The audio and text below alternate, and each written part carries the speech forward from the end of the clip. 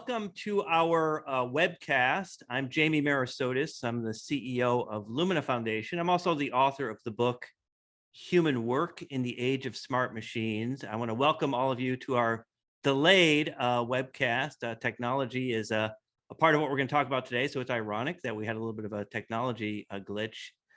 I'm thrilled to be joined in this conversation with Father James Martin. Many of you are familiar with Father Martin. He's a Jesuit priest.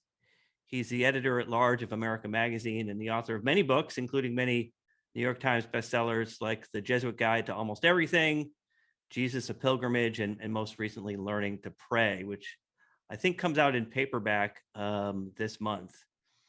So I asked Father Jim to join me today because in addition to those credentials, he's paid his dues in the world of work. He's delivered newspapers like I did, mowed lawns, washed dishes, worked as a waiter, a caddy on an assembly line. He graduated from the Wharton School of Business in 1982, and then he worked for 6 years in corporate finance with GE in New York City and in HR with GE Capital. He entered the Society of Jesus, the Jesuits, in 1988, and he professed his final vows in 2009. We'll talk a little bit about that later. In addition to writing articles in many different Catholic-oriented publications, Father Jim has written for CNN, the New York Times, the Washington Post, Wall Street Journal, Slate, the Huffington Post, and many other outlets. And you've probably heard him on NPR's Fresh Air with Terry Gross, on the O'Reilly Factor on Fox News Channel, and even on The Late Show with Stephen Colbert. In 2021, there was a documentary about Father Martin's LGBT ministry entitled Building a Bridge, produced by Martin Scorsese, premiering at the Tribeca Film Festival. He's written about the importance of finding God in work and finding God in others, and how the challenges for working people are to stay true to moral, ethical, and religious values. He argues that real leaders, quote, make themselves and others comfortable in a changing world.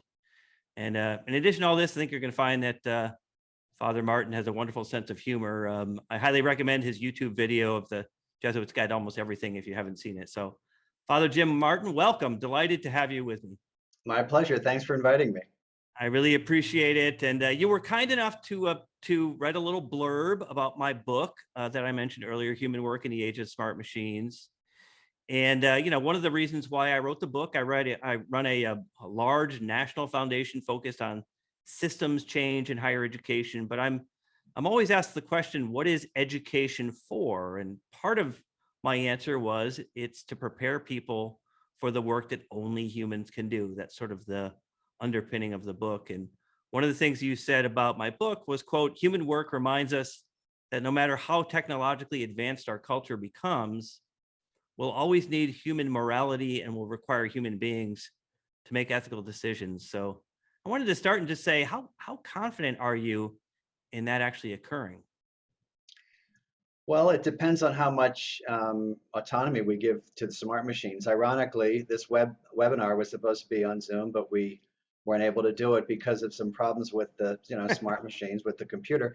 And it brings up a question. Now, what's our response to that? Do we get mad? Do we cancel everything? Do we yell at one another? So I think, even this sort of brief interaction that we had this afternoon about how to deal with these things is a question of morality. How do you treat people when the smart machines don't work? How do you treat people when it seems that the smart machines are taking over? How do you treat people when it seems like the smart machines are actually working against you? So even if we do have these smart machines and different technologies, which I use every day and you use every day, there is still going to be the need for, thank God, human interaction. And how do we treat people? I think is still a valid question, even in the age of smart machines. I'm fairly confident that we can insert human morality. I think, the problem is that human morality has been with us and has failed us, meaning we have failed to live up to the moral code, even when there weren't smart machines. So, when I was working at GE in the 80s, we had PCs and things like that, but even then, when we weren't sort of relying on these machines as much, we weren't always moral with each other. Indeed, you mentioned something really important, which is that we will need to be more flexible and adaptable and be prepared for whatever happens. And technology is both a tool. It is our friend, but it also has limitations, and we know what some of those limitations are. We know that machines are good at lots of things: speed and repetition and reduction algorithm, but they don't have ethics, they don't have compassion, they don't have the kinds of things that make us uniquely human. So, I'm interested from your perspective as someone who both worked in the corporate world and is obviously a leading a religious thinker now. How are we going to prepare people for that inevitable future? How are we going to prepare them for this need to be more flexible and more adaptable in that world where our humanity, our humanness, if you will, is going to be increasingly important? I think that's a good question. I always like to point out to people that I'm still working in a company. I work for a magazine, so I've been working there for 20 years too, and with its own challenges as well. So I've been working in an office not only at GE but also with the magazine. I think it's fundamentally the same as the kinds of questions that we have when we talk about working with people without smart machines, which is, what is your goal in terms of working with somebody? How do you treat them? What is your goal in the corporation? I think one of the key things is, if we're talking about business, is whether or not the bottom line is the only measurement that we look at, right? And again, that was the case in the 1970s and 1980s, when these machines were coming into being, and it's the case now. And so if you put the profit motive above the motive to treat people well, with or without smart machines, then it's going to be a problem. So in other words, I think it's the same sort of moral questions that you have to ask. What's your goal? Is the bottom line the only goal? What does it mean for you to treat people with respect and dignity? That I think is sort of prescinds the question of the machines. Would you agree with that? I'm curious to know what you would think. Yeah, I would agree with that. I would also say that, we do have to learn how to be moral. We do have to learn how to be ethical and compassionate. And those are things that I think sometimes people think that those things are innate abilities. Those are things you either have or you don't. And I think you actually have to develop those things and prepare yourself for work and for life, with those traits and characteristics. I don't think it comes naturally. I mean, you can have a good background, you can have been, brought up in a certain way and been taught certain things from a family perspective. But I'm talking about even in a more formal context, like in higher education, like in workplace-based learning, et cetera. Learning these things, I think, is really, really important. And I don't think that, I think that is one of those distinguishing features of us with the machines. The machines are not going to be able to make those kind of decisions, at least probably not in your and my lifetime. The machines are not going to be able to make those kind of decisions. It's going to require us to increase our skills and abilities and knowledge about being human. And those human traits and capabilities that I mentioned, I think are really important. No, I think that's right. I mean, I think you touched upon something Aristotle talks about, that this is the branch of moral philosophy called virtue ethics, which I'm sure you know about, which is that, we have to develop these habits, first of all, and then these habits become virtues. And I don't think they are natural. You're right. I mean, in a sense, you could say it's natural to be greedy, uh, and it's natural to be, focused on your own success and things like that. And we have to work against that sometimes. I think, all the planning in the world, in a sense, really sometimes it feels like it's difficult to prepare you for the working world, because it's very difficult when you're up against pressure, within a corporation, and let's say your upbringing and your religious beliefs or your philosophical beliefs suddenly come into contact with an environment. I found this at GE from time to time, where that was just sort of set aside, and you were seen as an idiot, or some sort of shrinking violet for not being, tough with this stuff. I saw Right. that fairly frequently, and I think it really takes a lot of conscience to be able to say, no, I'm not doing this, or no, I am doing this. I am going to treat this person well, or I'm not going to dump on this person. I'm not going to. So I'm sure everybody who's listening has experiences like that. But you're right. I think you have to be trained, and I think you have to also know that not everyone's going to like you for living up to your conscience. But these are things that you have to develop and you have to learn. I grew up in a Greek Orthodox household. My parents. My mother immigrated from Greece. My father was born in the U.S. but spoke Greek before he spoke English. And so, we and we can talk maybe later about the strong connections between Roman Catholicism and Greek Orthodoxy. But one of the things about being first or second generation American is that the church is also part of your cultural development. In other words, I learned how to be a good Greek Orthodox person, but I learned also about how to be Greek. And one of the principles of Greek culture is this idea called philotimo, which means essentially that you should show empathy and generosity and compassion without expecting anything else in return. In other words, you should be feeling proud about the fact that you're doing the right thing, not that you're expecting any reward for that. And that's, I think, part of the issue that we have with work is that we expect some sort of reward for that, as opposed to simply saying, no, it's the right thing to do. It is who I am. To me, philotimo is a way of thinking about how you should live life, that you should be compassionate, that you should be humble, but you should also be confident that you are doing the right thing. And by doing the right thing in what you do in your work, I think you will be living that life of values that Aristotle talked about. Yeah, and it's very much a gospel value. Don't let your left hand know what your right hand is doing, and the idea is not to do these good deeds or to be a good Christian or a good person, for the reward. Although we believe as Christians that there will be a reward, but on this earth, sometimes there's not a reward, and I think what you're saying, which I think is very beautiful, sometimes goes against the corporate structure, which is that you need to be compensated. I mean, I think that makes sense.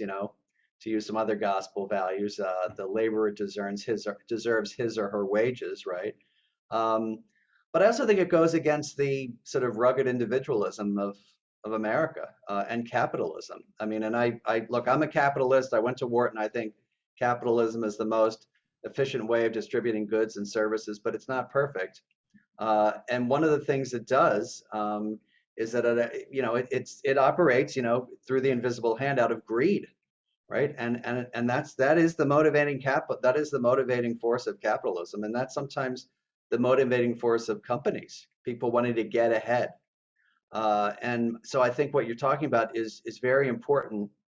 But I think the difficulty for people is that they come into corporations with the best motives, right? And I don't mean just old time corporations like GE. I mean startups as well.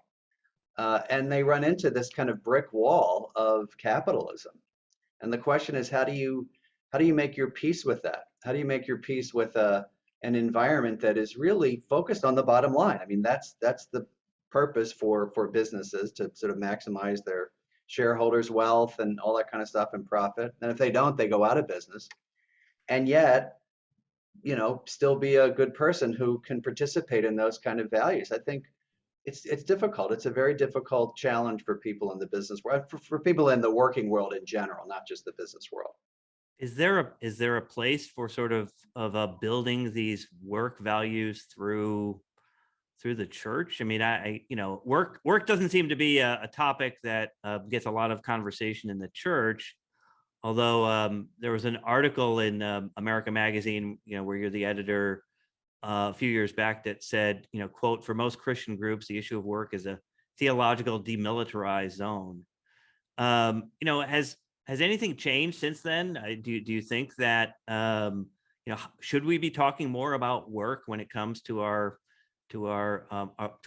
church, to our religious institutions? Is that something that we should be doing more of through the value of our places of worship? I think we should. Now the Catholic Church since the late 19th century, has had a great tradition through Catholic social teaching of focusing on labor. And so most, if not all, of the popes have done really good work in terms of encyclicals on supporting labor and unions and the dignity of work and fair wages and things like that.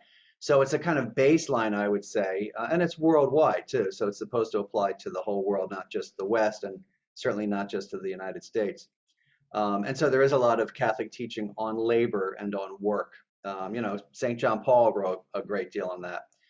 I think what's missing is the spirituality of the office, the spirituality of the workplace. And while, you have the Catholic Church supporting labor unions and labor and the dignity of work and fair wages, when it comes to these ethical questions, I think people are left sort of high and dry. And I think, in churches, there's a difficulty because, when you're the main place that you get people to listen is in church, is on Sundays. And, a lot of the gospel passages don't really lend themselves to meditating on, what it's like to work in the corporate world. And a lot of priests and preachers, and, we'll broaden it, men and women in different Christian groups, haven't had that experience, right? And so I think one of the reasons I'm kind of lucky is that I worked for GE for 6 years, and I know what it's like to have a boss, and I know what it's like to have a boss now, right? And I think that many, not all, but many priests have not had that experience. They come through seminary, they work for a bishop, and it's just different. It's a different relationship. They get paid, but it's different. And so I think that the lack of experience that some priests have means that it's difficult for them to opine on these things. Same with marriage. I mean, priests are always opining on marriage. They're much more likely to opine on that than they are on business, right? Right. And maybe they Right. should flip the the proportion a little bit. It's really interesting because I was writing a book on human work, and so I was trying to figure out what had been written on this topic before, and I kept coming across these references actually in various religious teachings. And I just read you this quick quote from the encyclical from Pope John Paul II, 1981, which caught my attention. One of my colleagues mentioned it to me. It was called On Human Work. And he says, work is a good thing for man, a good thing for his humanity, because through work, man not only transforms nature, adapting it to his own needs, but he also achieves fulfillment as a human being, and indeed, in a sense, becomes more a human being. And I think that is one of the key issues here for us, and as we think about work and spirituality, is that it work allows us to become more human. In other words, one of the things that I tried to say in my book is that at the end of the day, we're different than machines in a lot of ways. Machines are good for us. I talk about human machine complementarity and how much we can benefit from machines. But for us, work matters. And work does give us that dignity that you were talking about. It does have meaning and purpose. And at the end of the day, it allows us to be more human. I just think it's a very important thing for us to think about as we move into a world where increasingly the machines are going to be performing the tasks that we historically performed as humans. Yeah, and I love that quote. That's one of my favorite quotes from Catholic social teaching. It's funny you would mention that one. And it does. I think one of the underpinnings of that is that we are, I think this is in the same encyclical, we are co-creators with God.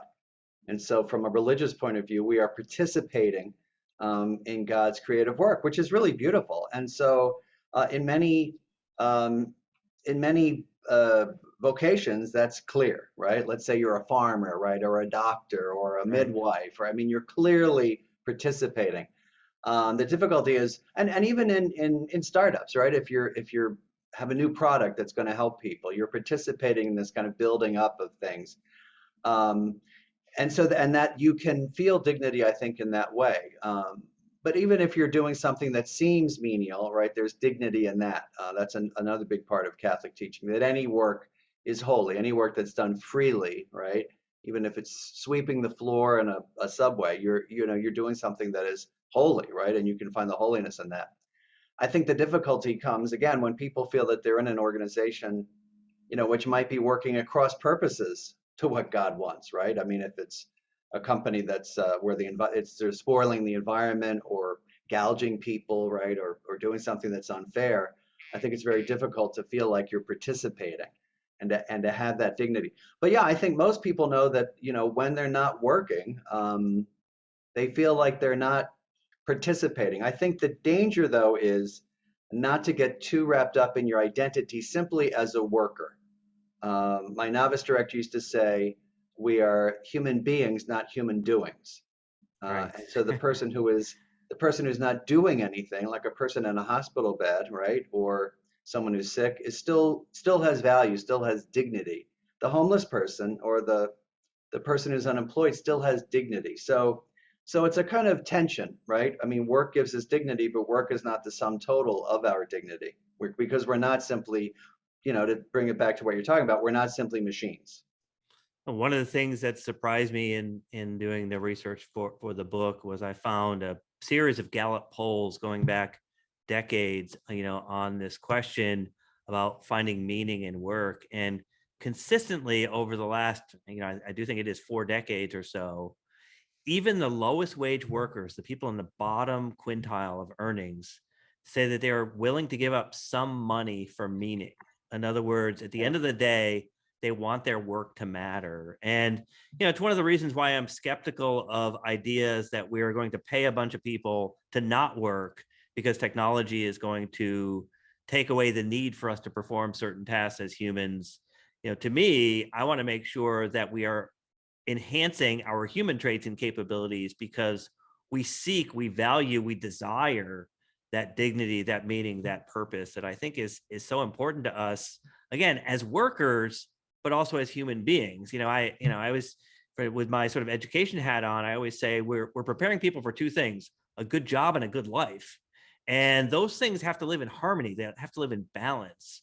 And to me, that good life has to focus on who we are as humans, what meaning we get from this. And, as I said earlier, I think a lot of that has to do with being able to express our compassion for other human beings, being able to exist as people who not only gain benefit from their work, but give. I talk in the book about this idea that human work is really this virtuous cycle of earning and learning and serving others. Really, that is what work Mm. ultimately means to most workers. And I think we've got to make sure that it's almost like a three-legged stool, that you've got to learn and you've got to earn and you've got to serve others. Otherwise, you're really not in balance. Yeah, it's difficult. Let me just close my blind for a second. I get 1 hour of sunlight. Is that by law or is that just your location in the dorm? Yeah, in New York, you don't get that much sunlight. I agree, and I think it's the concept of vocation, right? So vocation from the Latin vocare, to be called into something. We all have a vocation for work. We have some sort of vocation that we're meant for. I think people who are attracted to certain kinds of work, like a writer or a teacher or an attorney or an artist, right? You're a lawyer. They're attracted to that. They're interested in that, and that's a kind of call. And they fulfill that vocation by going into that career path, going into that industry. But the deeper vocation, to your point, is the vocation to be who we are, to be the person that whom God created us to be, whom God wanted us to be. I mean, I really believe that we're all unique in that way. And I think the beauty comes when who you are fits with what you're doing, right? But a lot of people don't have that luxury, Yeah, right? I mean, you were talking about, I mean, you mentioned briefly, I don't talk about it that much, but I worked on an assembly line, right.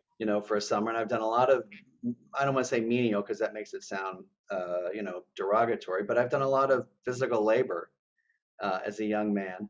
And, I don't think any of the people in the Sharp pill packaging plant where I worked in Conshohocken, Pennsylvania, really enjoy it. They certainly didn't enjoy it when I was, on the assembly line with them. Now there were fun times and things like that. But that's the big question. What happens when you don't have a job that feels like it fulfills your, who you are, right? And that's where I think people need to look at it, or often look at it in terms of providing for their family, right? That their work is not their, is not the sort of fulfillment of who they are. And I think most people in the world are in that situation. That's the lot of most people in the world, doing menial work and difficult work, and they wouldn't say this fulfills me. If you're lucky, it does. But it's a challenge for, I think, most people, certainly in the developing world.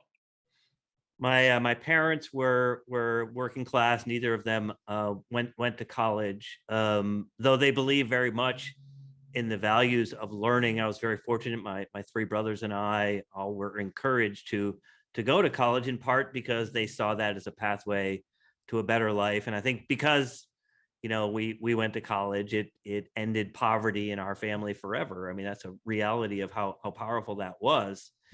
And at the same time, I did have experiences going back to my teenage years of spending a summer picking tobacco and working in a machine shop as a sandblaster in a machine shop. And I knew that I wanted more from my work, from what I was going to do, than simply participating in those task-oriented things. I wanted meaning and purpose, and I hoped. I didn't really understand what college was either, but I knew that it would give me more opportunities. You went to Wharton, graduated in 1982. Why did you choose the path of business, and what was your intended plan? And then I'd love to talk about how you made the career transition a little later in your life. Well, I'm smiling because I didn't think about it very much. I came from a fairly middle class family. My dad was in business. My mom was a substitute French teacher, and was also a homemaker. Um, and my sister and I were very, like your family, were very encouraged to study hard. And there was never really a question of whether we'd go to college. It was always, you're sort of focused towards that. But I never really had anyone that asked me what do you want to do when you grow up? What I mean, what kind of work do you want to do? But I like the deeper questions. Who do you want to be? Who what does God have in mind for you? What are the things that excite you? It was more because again, I was a middle class family. It was more, you got to get a job, right? You got to get a job. And so what are you going to do? Well, you need to go into business. And Wharton was the best undergraduate business school. I think it still is. I'm a little biased. And so go to Wharton. And I got into Wharton. It was very exciting. It's a big deal. And I was there between 1978 and 1982, right? I mean, really the beginning of just kind of Reaganomics and the Right. go-go 80s and yuppies and all that stuff. And I studied finance and then got a job at GE. And I really didn't think a whole lot about it. I mean, it was more like, look, if you had asked me, I would have said, well, everybody has to get a job, right? And so what are you going to do? Well, you need to get a good business background to get a good job. So study at Wharton. And when I'm in Wharton, it was all geared towards truly getting the highest paying job you could after graduation. I did very well. And then once you step onto that treadmill, in a sense, you just get sort of moved along. But there was really no one that would say, is this right for you? Are you meant for business? Is this something that gives you joy? Are you going to be good at it? And it wasn't until a couple years into GE that I thought, I don't think I'm in the right place.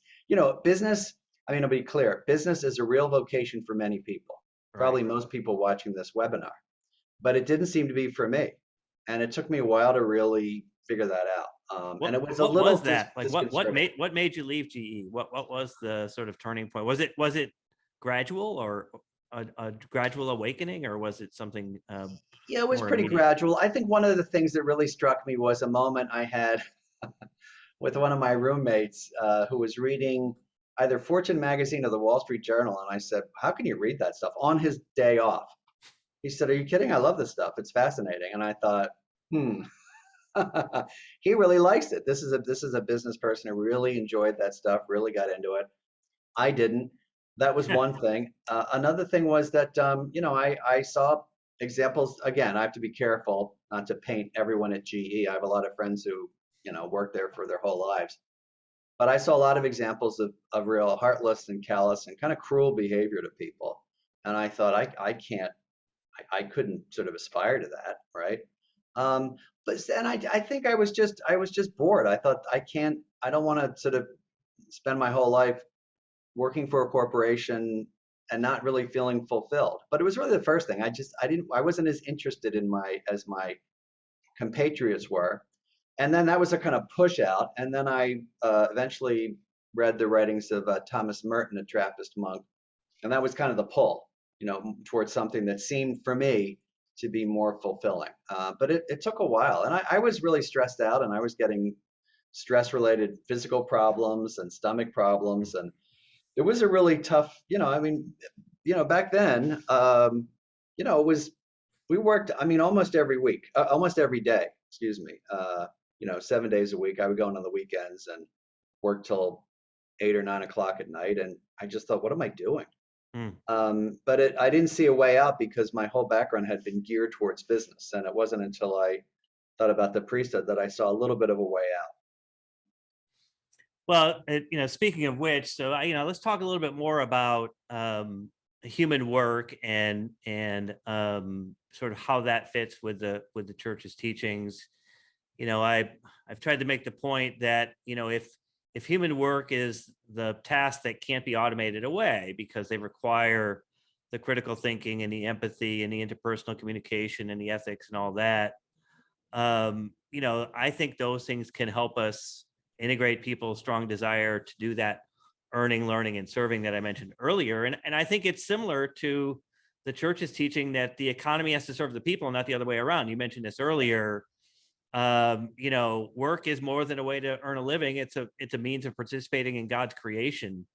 So do you think that it's possible that in this era of smart machines, we're actually on the path toward actually having more opportunities for more meaningful work, even though the machines are going to be doing more of the tasks that we did before?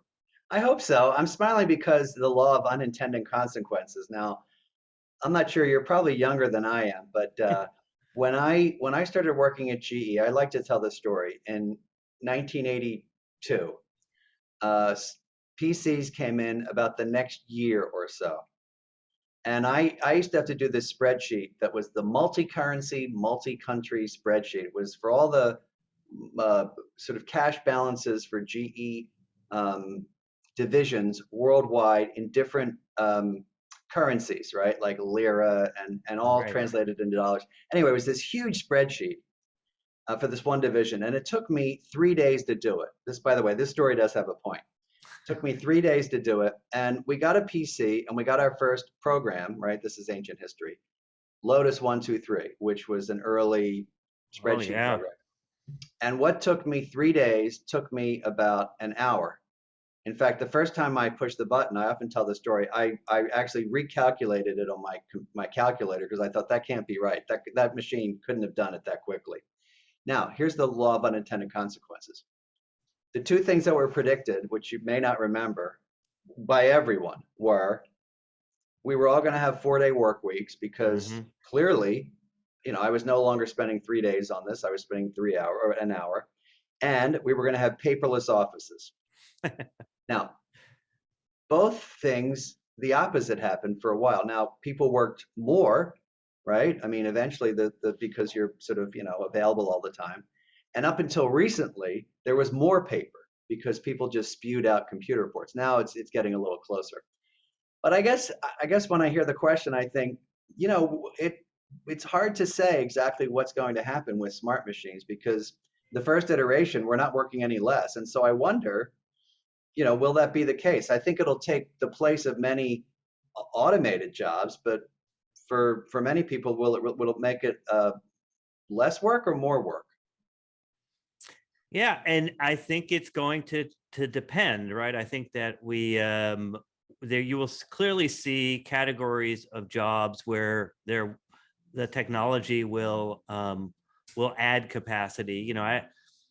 I've looked at the history of job creation and job destruction, and technology in the end always creates more jobs than it destroys. People are Mm, worried that in the case of artificial intelligence, that this may not be the case.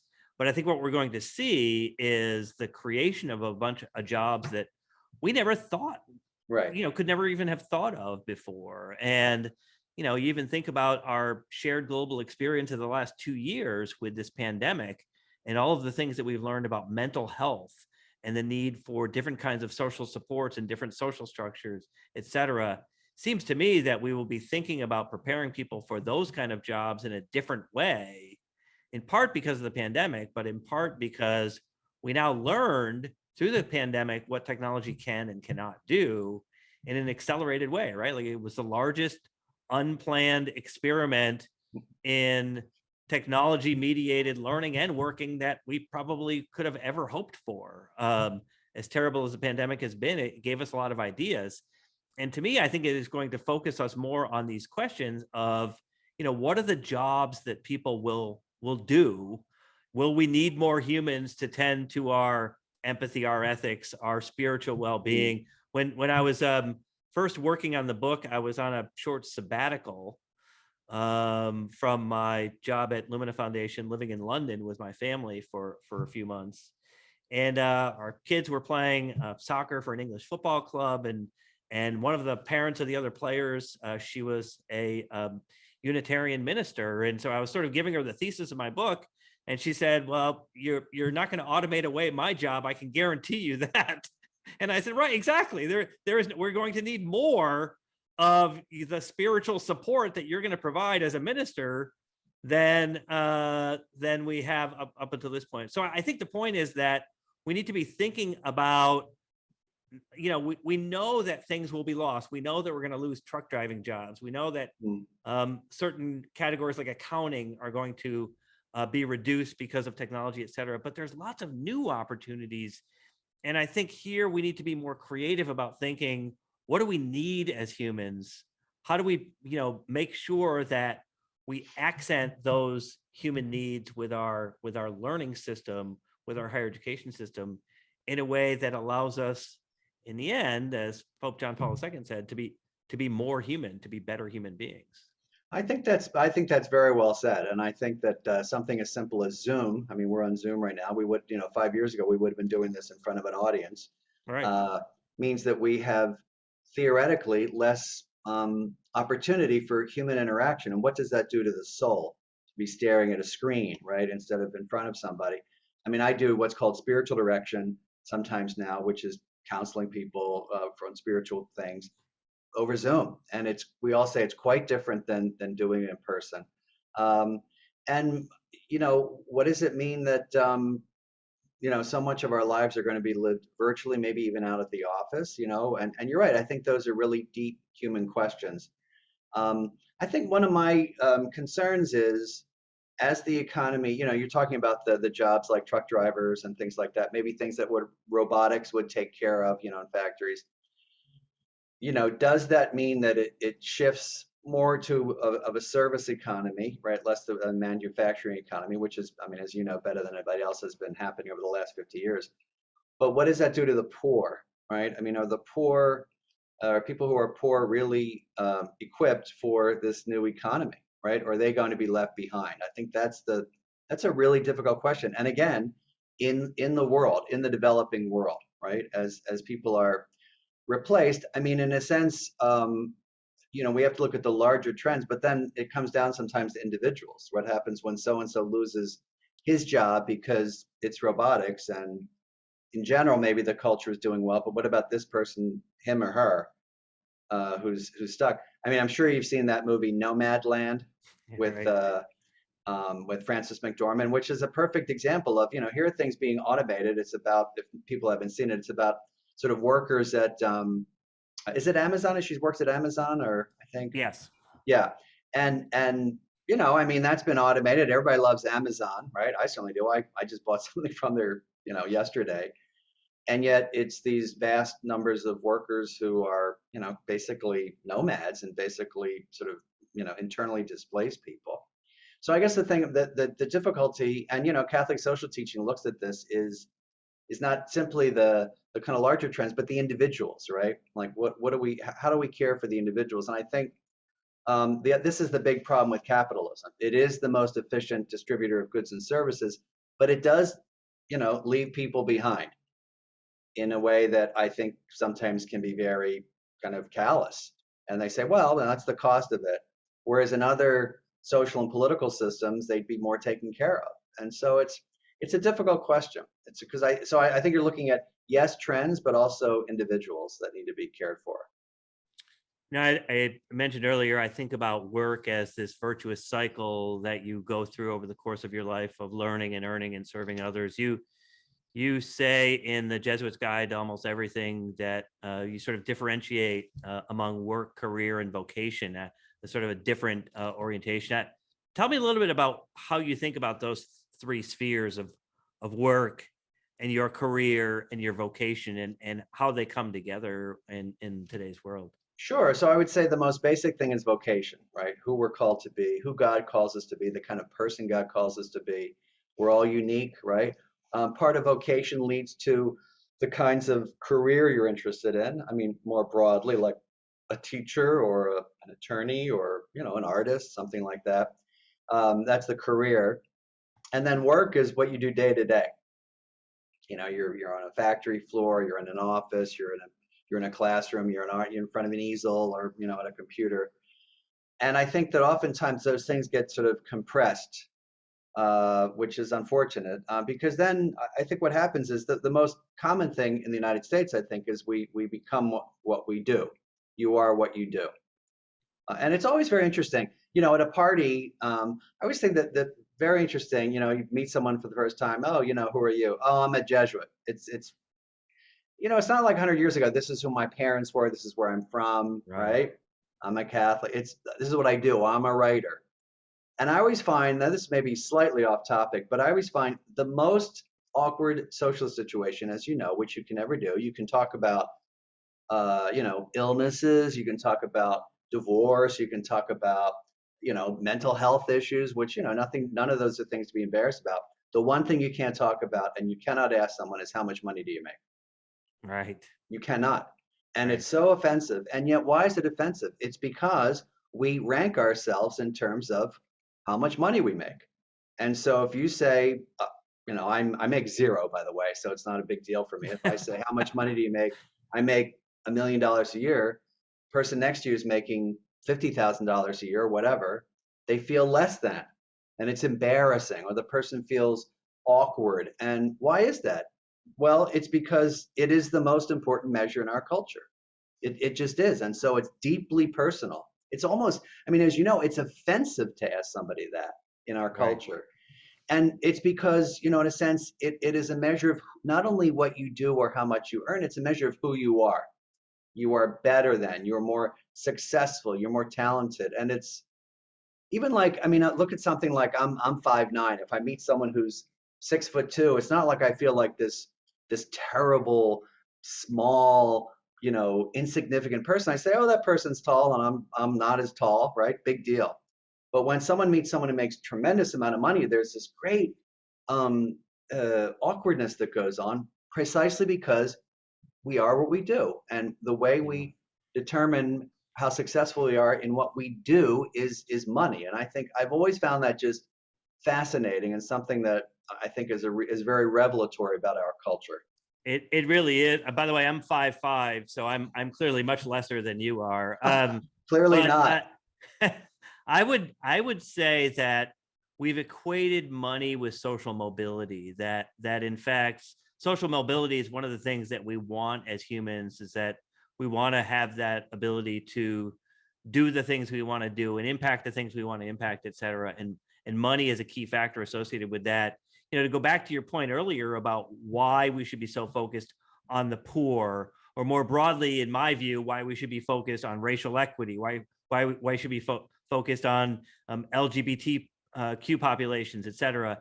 It is that we need to make sure that we take care of those who, in fact, don't have that social mobility, are being Mm, held back, are being limited in their ability to express their humanity, mm, because work is one of the ways that keeps them back. Money is part of that, but the combination of what you earn and how you actually act in your job is very important. How you perform in your job, in other words, is very important. And to me, I think that by getting better educated, by developing your human traits and capabilities, your knowledge, your skills, your abilities to be empathetic and ethical and a critical thinker and all those things, I think it's really, really important, because it will give you more of that social mobility, and it will allow you to make more money, which gives you more ability to continue to develop your abilities over the course of your lifetime. So it is this cycle.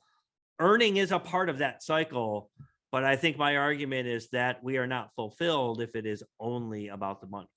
absolutely. And I think also, to continue that, I think that it's social mobility, and it's seen as a measure of how worthy you are, because you haven't worked hard enough. You're seen as lazy, or you're unlucky, or which is baloney, right? Or Right. I mean, who works harder, the hedge fund manager that makes $5 million in a month, or the person who's digging ditches, or who's a janitor, right? Um, and in a sense, it categorizes someone, and it sort of excludes them because they're seen as lazy or unlucky. But as we know, I mean, a lot of it depends on the family you're born into, and I mean, I think this is why the discussion about legacies in colleges is so important, right? I mean, it's in a sense you're talking about the cycle, and it's you know people who are, Reproduction of privilege. yeah, yeah, and people who are born into a family that has gone to college and has contributed a lot of money to a college, and it's all complicated, but generally speaking, they are more likely to go to college and be successful than someone who was born in the inner city, where there's not a culture of going to college, where their parents didn't go to college, with. And is that fair? Is that just? And I think one of the things that frustrates me about capitalism, again, as a capitalist, is that the capitalist says, "Well, I earned it." Right? And it's I did it on my own, and why can't they earn it? And that's baloney. And yet, again, yet we see these people who are indigent or struggling or unemployed or underemployed as less than. And that's the thing that I think that where Catholic social teaching really comes in. It's valuing those people, and it is. I really like what you're talking about in terms of serving, and it is serving them. Even though on the surface of it, there's not a kind of obvious benefit to the person who's serving, right? There's not a benefit, like a sort of a tangible benefit of helping some homeless person or helping some homeless program. So it's complicated, as you know. Absolutely. Very, very complicated. We our time has flown by. We're running up on the end here, but I didn't want to end without asking you a little bit about your newest book, Learning to Pray. And um, you know, tell us a little bit about that and some of the ways that it might relate to the world of work and what we've been talking about today. Sure, it's an introduction to prayer for anybody who's ever wanted to pray, from the doubtful skeptic to the devout believer. And I think one of the difficulties for most people who want some sort of spiritual life is they sit down and they close their eyes and they say, "Now what?" Right? And so it leads you through certain methods and gives you a sense of what to expect when you pray. But also in terms of work, it gives you some. For example, there's a prayer called the Examination of Conscience, which is very simple. It's a kind of review of the day, where you sort of, to use some work term, you say, take inventory of the day of where God has been. And it helps you to see where God is in your daily life, which is, that I think, one of the most important challenges in the working world, right? We tend to sometimes compartmentalize, well, there's stuff on Sunday and there's Bible reading and whatever you want to do, and then there's work. But one of the insights of the Jesuit order and what's called Ignatian spirituality, that I know you're familiar with, is finding God in all things, including your work. And so one of the things the book does is invite people to find God through prayer in their work, because God's already there. It's just a question of noticing where God is. As you say, prayer is for everyone, and even people who are not very spiritual. Yeah, because I think we all have an innate desire for a connection with God. Now, it might express itself in different ways, but we all, I think, if people are honest with themselves, we all feel that there must be something more, right? To quote Peggy Lee, "Is that all there is?" And there's this kind of yearning and desire for more. There's a desire for people who are religious, when they can articulate it this way. There's a desire for God, and that desire comes from God, and that's basically God's invitation to us. How else would God draw us other than awaken in us this desire for God? And so the book looks at that and uses that as an invitation for people to be brought into the life of prayer. Well, let me just end with my point that I started at the beginning. You do have a wonderful sense of humor. I really do recommend the YouTube video of the Jesuit's Guide to Almost Everything. So maybe just as a closing question, I wanted to ask you, how should we be looking at human work? Human work in this age of smart machines, and maybe smile and laugh a little bit. Well, I would say that part of it is having a sense of humor when things go wrong. Like, at the beginning of our seminar, we couldn't get on Zoom, and I think it's essentially not to get. And I'll say this: I appreciated your comments back and forth. There's two ways to go. You can be a jerk about it, right? And fire people and say this is an outrage, and we know people like that, right? Or you can laugh about it and say it's not the end of the world. We'll get around it. So I think sort of that a lot of that's not taking yourself too seriously. Chesterton said that angels could fly because they took themselves very lightly. And so it's taking the important things seriously, but trying not to take yourself so seriously, and also knowing when your ego is getting in the way, As right? long as we understand that the technology is here to work with us and to Mm. complement what we do, at the end of the day, we can use technology to our advantage. And if the technology doesn't work, which it didn't for us, it's not the end of the world. We'll figure a way around it. We just had a wonderful conversation. I can't thank you enough for what a wonderful conversation. Father James Martin, thank you so much for spending time with me, and best of luck on your new book. Thank you so much. My pleasure, and congratulations on your excellent new book. Thank you.